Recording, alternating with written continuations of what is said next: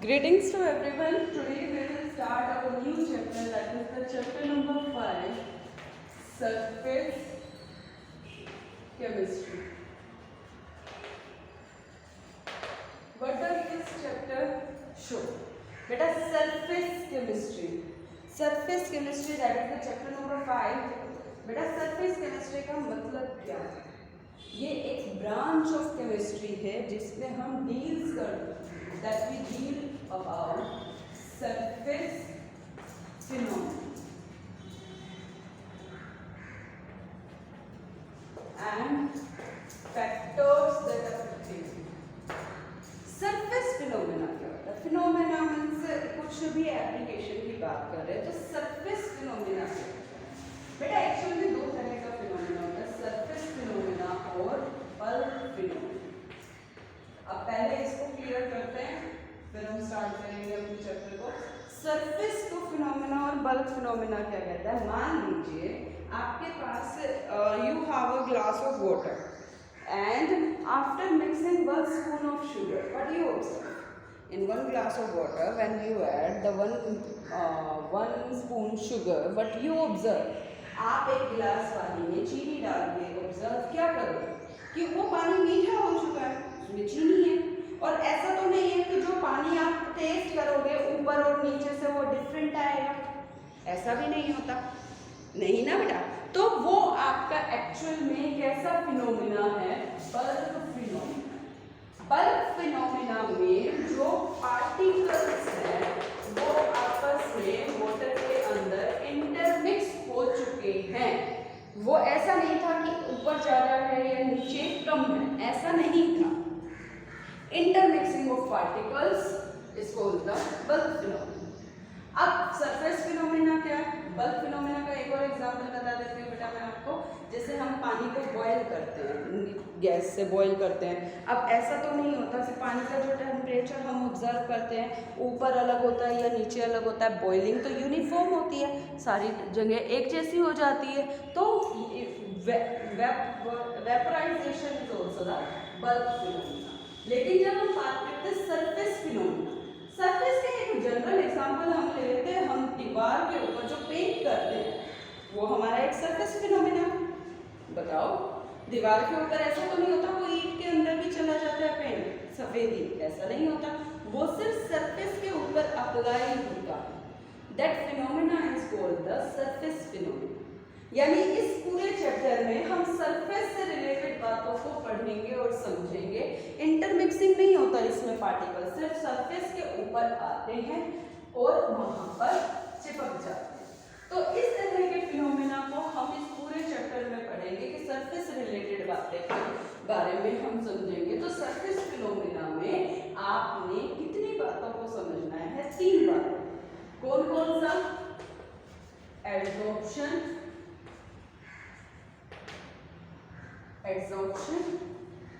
Catalysis और colloid. पिछले साल सिलेबस में कैटालिसिस को डिडक्ट कर दिया था रिडक्शन ऑफ स्टेबल्स की वजह से, लेकिन अभी तक हमारे पास कोई कंफर्मेशन नहीं है तो हम तीनों चीज़ों को ही पढ़ेंगे। तो हमारा जो फर्स्ट फिनोमेना जो सरफेस केमिस्ट्री के अंदर हम पढ़ेंगे बेटा वो है एडसॉर्प्शन, नेक्स्ट हम पढ़ेंगे catalysis, then next we will study about colloid. तो हम फर्स्ट बात करते हैं बेटा एडसॉर्प्शन के बारे में। एडसॉर्प्शन क्या? एडसॉर्प्शन एक्चुअल में एक सरफेस फिनोमेना है जिसमें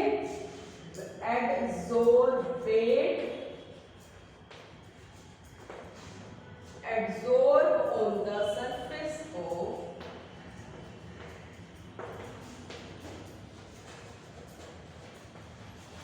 adsorbent। अब आप ये बात ध्यान देना, मैंने यहाँ पे ABSORPTION नहीं लिखा, ये होता है बेटा एब्जॉर्प्शन, एब्जॉर्ब होना। ये होता है एडसॉर्प्शन, एब्जॉर्ब होना। दोनों अपने आप में डिफरेंट मीनिंग को बताते हैं। मान लीजिए जिसको हम, ये एक सरफेस है, सरफेस मान लीजिए कोई लेयर है जिससे, इसको हम क्या बोलते हैं बेटा, एडसोर्बेंट। जिसके ऊपर कोई भी मॉलिक्यूल आकर इंटरेक्ट कर जाएगा, मान लो गैस मॉलिक्यूल है या लिक्विड मॉलिक्यूल है, जो सॉलिड या लिक्विड की सरफेस पर आ जाते हैं। बेटा गैस की सरफेस नहीं होती क्योंकि उसमें तो इंटरमिक्सिंग हो जाएगी, एब्जॉर्प्शन हो जाएगा गैस में तो, लेकिन ये क्या कहलाएगा, एडसोर्बेट, और ये क्या कहलाता है, एडसोर्बेंट। जब एडसोर्बेंट की सरफेस पर आ जाता है, इसको हम क्या बोलते हैं, surface phenomena, that is the adsorption. Surface पे एडसोर्प्शन कम है बल्क की बजाय। जैसे अगर मान लीजिए मैंने एक चौक लिया और चौक को इंक में डिप कर दिया, सिंपल एग्जांपल है, एक चौक लिया, चौक को इंक में डिप किया, जो ऊपर की ब्लू इंक मान लीजिए वो उसके सरफेस पे लग जाएगी, डीप में कम जाएगी, डीप में बहुत रेयर जाएगी, अगर पार्टिकल्स में स्पेस है तो चली जाएगी, अदरवाइज वो डीप में कम जाएगी। तो वो क्या हो गया आपका एडसोर्प्शन फिनोमेना, क्योंकि ये चौक है, ये चौक है, ये इंक है, वो इसकी सिर्फ सरफेस पर रह जाएगा, तो बल्क में कम जाता है। बल्क का मतलब अंदर तक जब वो कम जाए पार्टिकल्स, तो उसको हम बोलते हैं एडसोर्प्शन। जिसको एडसॉर्ब करवाते हैं उसको एडसोर्बेट, और जिस पर एडसोर्प्शन होता है, on which adsorption will takes place, is called the adsorbent. यानी चौक हो गया हमारा एडसोर्बेंट और इंक हो गई हमारी एडसोर्बेट। क्लियर है बेटा? एडसोर्प्शन एक सरफेस फिनोमेना। एब्जॉर्प्शन में क्या होता है, inter mixing of particles. Intermixing of particles when takes place is called the absorption. Intermixing का मतलब है जब कहीं पे भी कोई कंसंट्रेशन कम ज़्यादा ना हो, इक्वल हो, तो उसको हम क्या कहते हैं, एब्जॉर्प्शन। जैसे हमने मान लीजिए इंक को कॉटन के ऊपर डिप किया, कॉटन को इंक में डिप कर दिया, तो वो पूरी कॉटन ब्लू हो जाती है। या अगर आप लगा लो शुगर को डिज़ोल्व किया वाटर में, तो वो कंफर्म्ड मिक्सिंग हो जाती है, तो वो आपका क्या है, एब्जॉर्प्शन। क्या है बेटा, वो बल्क फिनोमेना है, एब्जॉर्ब हो गया, सोख लिया उसने अंदर तक, दैट इज कॉल्ड एब्जॉर्प्शन। तो बेटा एब्जॉर्प्शन एक जनरल पॉइंट पे हम बात करते हैं, और बहुत छोटी छोटी टर्म्स यूज होती है इसमें कि एब्जॉर्प्शन क्या होता है, एडसोर्बेट क्या होता है, और एडसोर्बेंट क्या होता है। रेयर है क्वेश्चन पुट आउट हो जाता है, लेकिन आपको पता होनी चाहिए। नेक्स्ट है बेटा इसमें छोटी छोटी टर्म,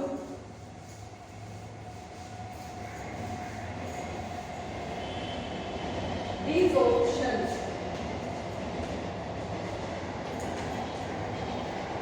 डी आपको याद होगा बेटा, हम हमेशा बताते आते हैं आपको, डी का मतलब क्या होता है, रिमूवल, डिकार्बोक्सिलेशन, डीजनरेशन। तो डी का मतलब होता है removal, removal of adsorbate from adsorb, यानी opposite to the adsorption is called desorption.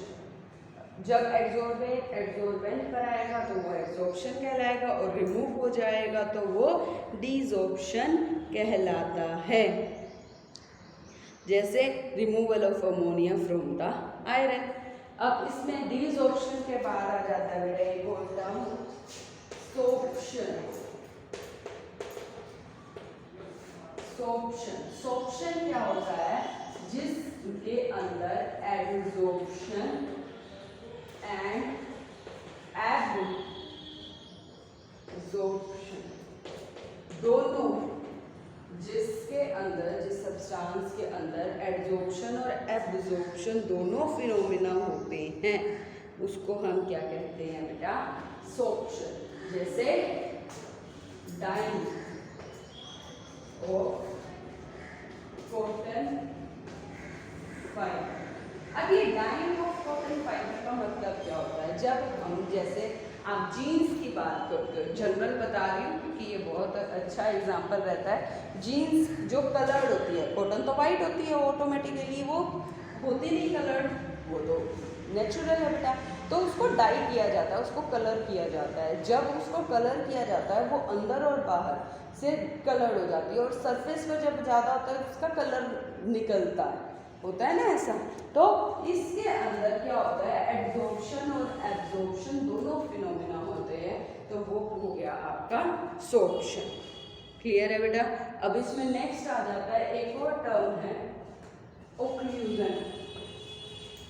पूछे जाते हैं ये टर्म्स, सोर्प्शन पूछ लेते हैं क्वेश्चन पेपर को इजी बनाने के लिए, ये छोटी छोटी टर्म्स पूछ लेते हैं क्योंकि ये बहुत इजी चैप्टर काउंट होता है बेटा आपका। तो ओक्लूजन क्या होता है? When gas absorb on metal surfaces.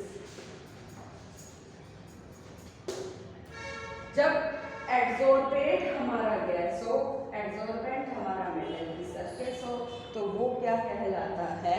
Occlusion. यानी मेटल के ऊपर गैस एब्सॉर्ब हो जाएगी तो वो क्या कहलाता है? हमारा ओक्लूजन। क्लियर है बेटा? क्या टर्म कहलाएगी बेटे? ये ओक्लूजन। Got it? तो अब इसके बाद आ जाता है हमारे पास छोटी छोटी टर्म आ जाती है। Absorption is एक्सोथर्म।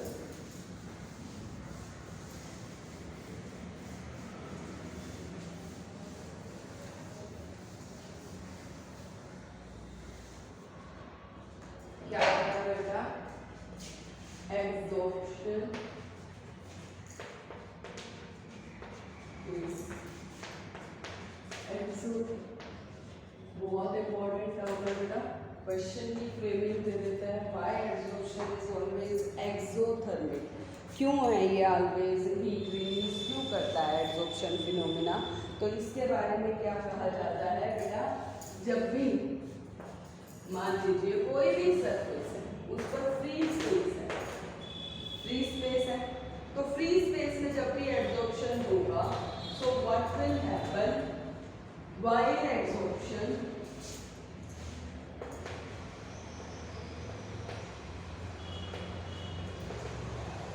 Surface energy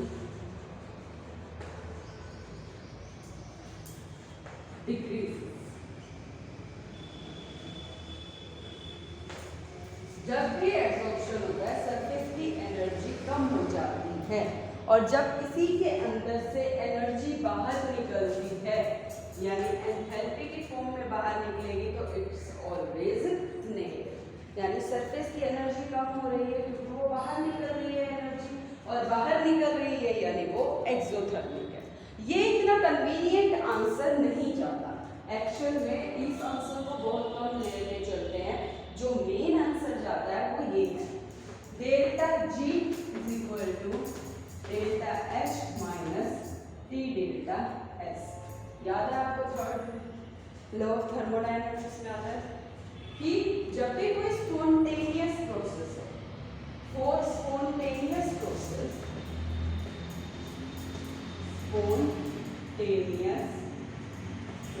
spontaneous क्या होती है?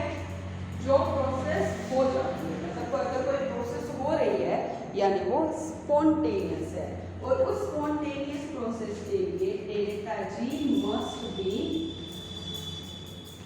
नेगेटिव। कि डेल्टा जी को क्या होना पड़ेगा?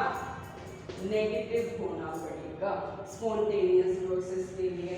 ये हो गया हमारा एनर्जी रिलेटेड टर्म, एंथैल्पी, ये है टेम्परेचर, और ये है एस, यानी डेल्टा एस। डेल्टा एस क्या होता है बेटा?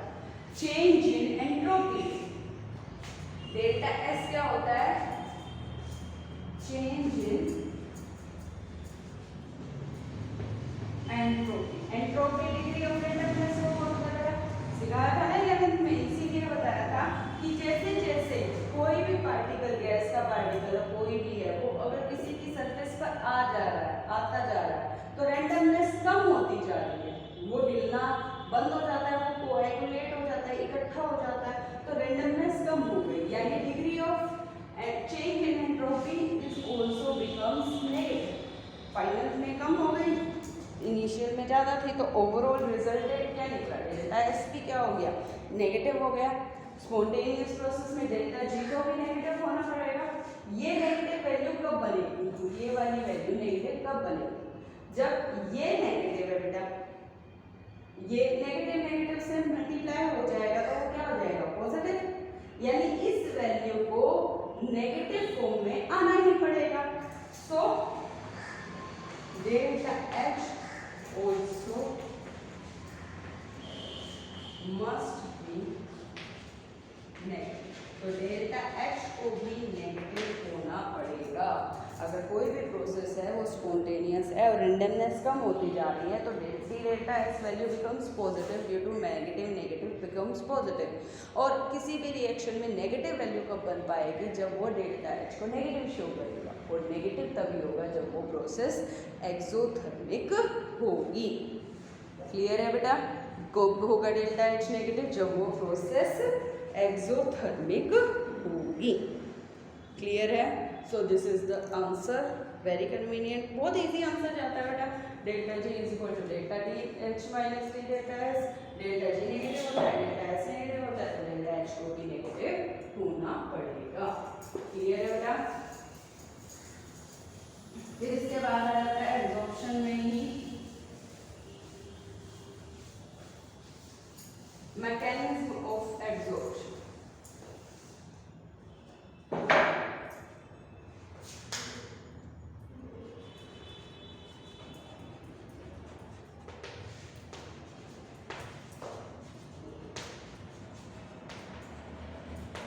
जब भी हम एब्जॉर्प्शन की बात करते हैं तो एब्जॉर्बेंट जो होगा बेटा, एब्जॉर्बेंट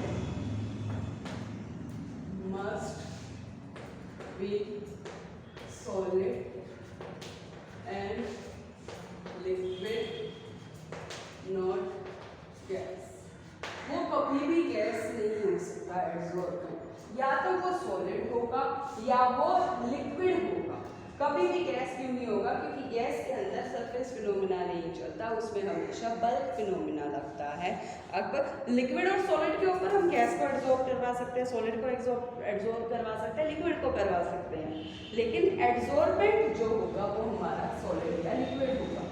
अब जो लिक्विड होता है उसमें क्या होता है एक्चुअली, मान लीजिए ये लिक्विड है, लिक्विड है और इसमें एड्जॉर्प्शन को होना है। अब एड्जॉर्प्शन में सरफेस फिनोमिना पे क्या होता है, देखो बल्क फिनोमिना है, मान लो पार्टिकल यहाँ मिस हो रहा है तो उसके ऊपर जो वो मूवमेंट वाली फोर्स लगा रहा है या इसके ऊपर जो फोर्स लग रही है, इस पार्टिकल के ऊपर जो फोर्स लग रही है वो रिजल्टेंट फोर्स क्या आ गई, जीरो। हर डायरेक्शन से लग रही है तो इसका कोई ऊपर रोल ही नहीं होता, लेकिन जो पार्टिकल सरफेस पे होता है उसके ऊपर जो फोर्स वो लगा रहा है दूसरे पार्टिकल पर, इन डायरेक्शन में दूसरे पार्टिकल से इंटरेक्ट करना पड़ेगा बेटा, तो वो यहाँ से पार्टिकल तो यही है, ऊपर तो एयर ही है, तो नेट रिजल्टेंट जो फोर्स है वो इनवर्ड है, नीचे की तरफ है। तो अगर कोई पार्टिकल सरफेस पर आकर चिपक जाता है तो वो नीचे की तरफ फोर्स लगता है और उसके ऊपर चिपक जाता है। तो ये रीज़न है कि लिक्विड के अंदर एड्जॉर्प्शन होने का, क्योंकि अंदर क्या होता है, रिजल्टेंट जीरो हो गया क्योंकि हर डायरेक्शन में फोर्स लग रही है, लेकिन जो सरफेस के ऊपर पार्टिकल है वो इनवर्ड नीचे की तरफ रिजल्टेंट फोर्स लगती है, इसलिए ये एड्जॉर्प्शन शो करता है। और due to net resulting inward pull at surface of liquid, कि लिक्विड की सरफेस पर इनवर्ड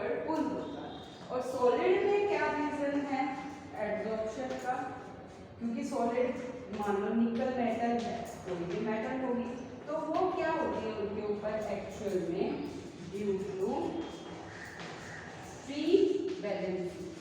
वैलेंसी क्या होती है? कंबाइनिंग कैपेसिटी होती है ना बेटा, तो वो फ्री वैलेंसी बॉन्ड बनाने की टेंडेंसी ही रिस्पॉन्सिबल है उनकी कम्बिनेशन पर। क्लियर है बेटा? तो आज मैंने बिल्कुल सिंपल टॉपिक स्टार्ट किया है adsorption. Next time we will start about the factors that affecting the adsorption and types of adsorption and adsorption phenomena. ठीक है बेटा? ओके बेटा, read it, learn it and write it. Thank you.